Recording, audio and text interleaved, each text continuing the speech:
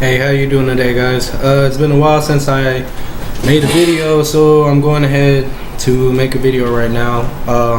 This is going to be in regards to midterms coming up. So let's get straight to it. Make sure you hit the like the video, hit subscribe, and if you wish to, please donate to my PayPal. I'll leave a link to that. Any information I have on this video, if I can, I'll leave a link to it. So let's see. Looking into this a little bit, I think we're going to do pretty good for midterms. I think there is going to be a red wave. It seems like a lot of these polls are showing that we're pretty much neck and neck with the Democrat Party. And looking back in the past,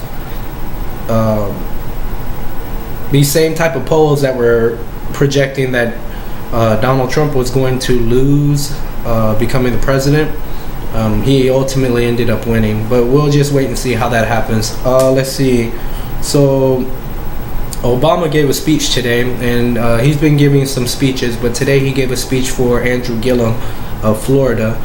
I was a little bit disappointed because it's not normal for prior presidents to basically bash on, you know, the commander-in-chief at the time. So usually presidents, they'll just kind of back out of politics and let the next president do their job. Well, that's not what Obama's doing. So it seems like Obama's pretty sympathetic towards the caravan of all these illegals coming to America, and Obama needs to understand that these same illegals that wish to come to America, they've already admitted on camera that they were coming to seek work. A lot of them were admitting that, you know, they weren't in fear of their life because of you know, political or religious persecution. There's also been discovered, let's see, I think in Guatemala it was discovered that there were 100 ISIS fighters embedded within the caravan. There's also been some people admitting that they were human smugglers and such. So Obama being sympathetic to these illegals coming into our country is very worrisome.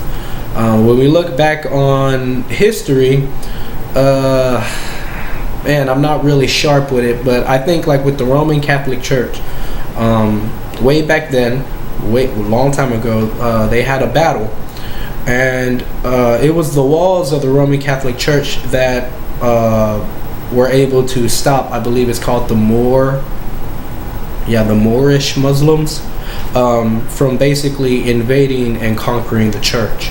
So when we look back on Israel, what's going on over there, the same thing. You know, it's like history is repeating itself. A lot of times we'll have Palestinians and other groups trying to basically cross over into the Israeli border. There's a lot of clashes, as was shown when Donald Trump moved the U.S. Embassy to Jerusalem, effectively making Jerusalem the capital of Israel. So, you know, a lot of these, there was a huge uproar, a clash, a protest on the Israeli border. So it seems like history is repeating itself. So I'm against a lot of these illegals coming because, you know, that's how the cartels work. Let's see, I found a video actually of, it seems like Beto O Rorke. This comes from Project Veritas.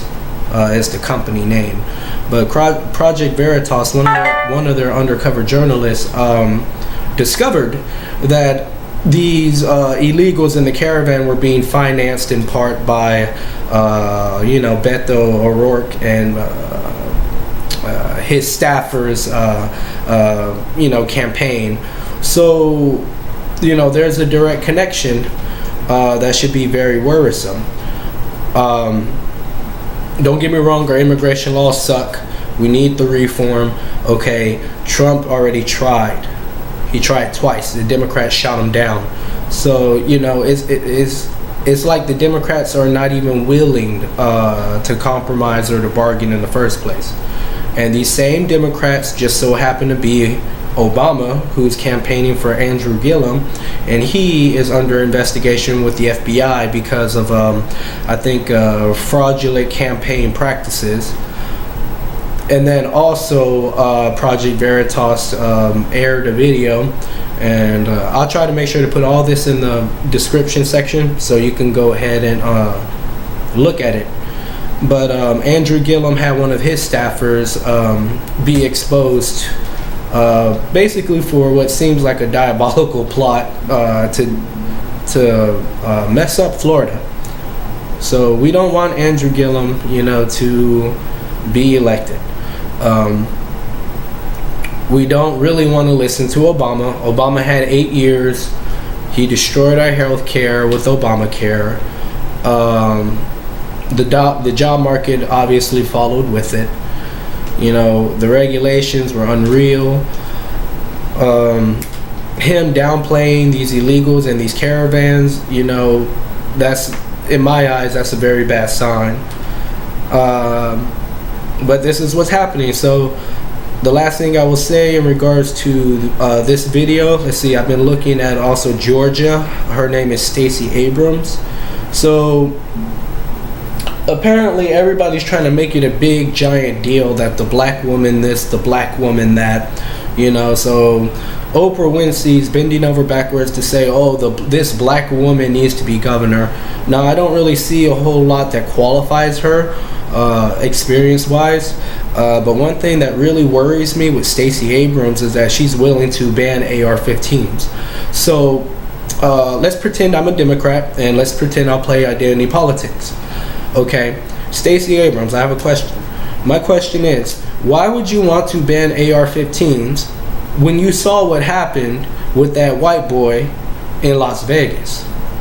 Okay, so it wasn't a black dude, it was a white boy, okay, and he had an AR-15. So if you were to ban AR-15s, knowing that there's a black market that criminals will utilize in order to acquire illegal firearms, do you really believe that a handgun would work out with, or a sidearm would work against an AR-15? No, I don't think so.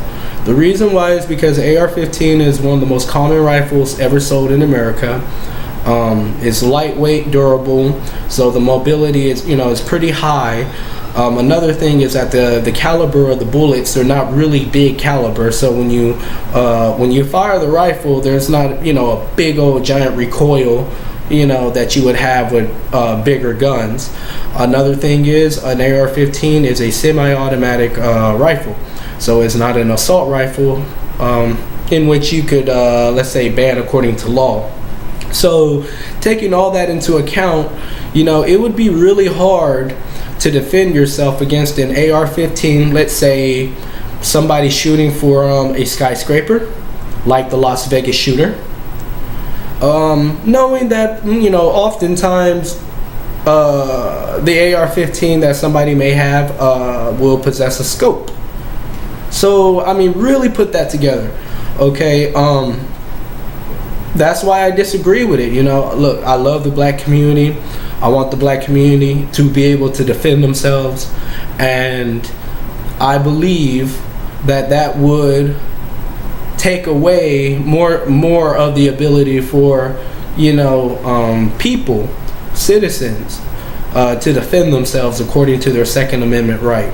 So I completely disagree with Stacey Abrams' approach, because I actually care about safety. And I actually will be honest and acknowledge that criminals will always have a black market in which to purchase illegal firearms.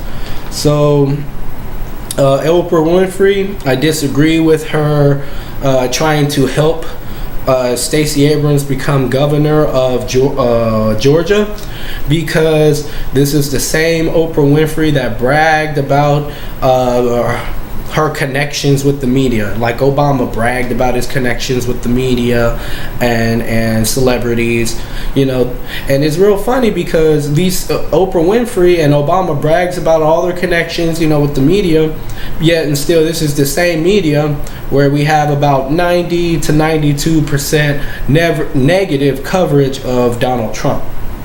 So I mean, hey, if you want to show y'all's hand, that's fine and well.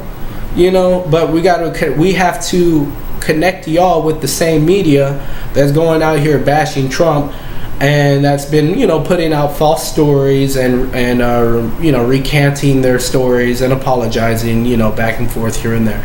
So Oprah Winfrey is directly connected to Hollywood, and I believe it's like about 99% of the Hollywood executives, the people at the top, they donate to the liberals. They donate to Democrat campaigns, to the Democrat candidates. So, it's just a really huge bias that's being played.